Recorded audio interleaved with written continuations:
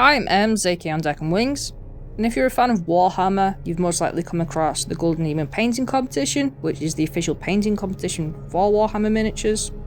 The painting competition has been around since the late 80s, and I might do a separate video talking about the history of that specifically. But for the context of this video, I wanted to explain that Golden Demon now only has two yearly events, one that takes place at AdeptCon in America, and one that takes place in Europe.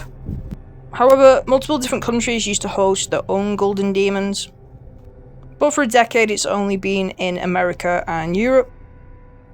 And with that context out of the way, I wanted to talk about the Australian leg of Golden Demon. Australia had a Golden Demon event up until 2012, and back in 2001, the first woman would win a Golden Demon Slayer Sword. The Slayer Sword is awarded to the overall best in show, and the painter Victoria Lamb won this in 2001 in Australia. Lamb won the Slayer Sword with this phenomenal piece called The Rescue of Sister Joan. This piece is significant because of its composition and storytelling, and considering this came out in 2001, I still think it stands up today with the level of painting skill.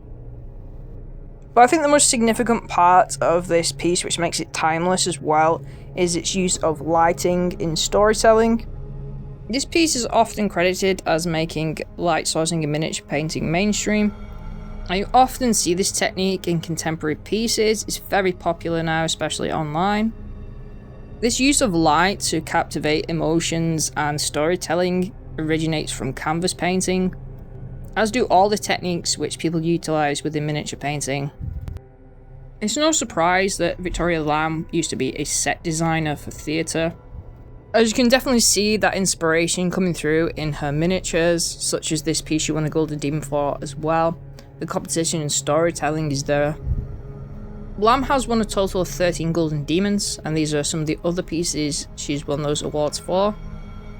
And I really do think that Lamb and other contemporary painters of the 2000s who entered Golden Demon really pushed the standard of painting in miniatures to this day. In this era, we start to see those boundaries be pushed further, and also we start to see the influence of concept artists and traditional art within miniature painting, solidifying miniature painting as the legitimate art form which it is. Victoria Lamb is still involved with tabletop miniatures. Lamb started sculpting her own miniatures back in 2009 and now sells them along with STL files. These are under the banner of Victoria Miniatures, and I'll put the link in the description below to the website.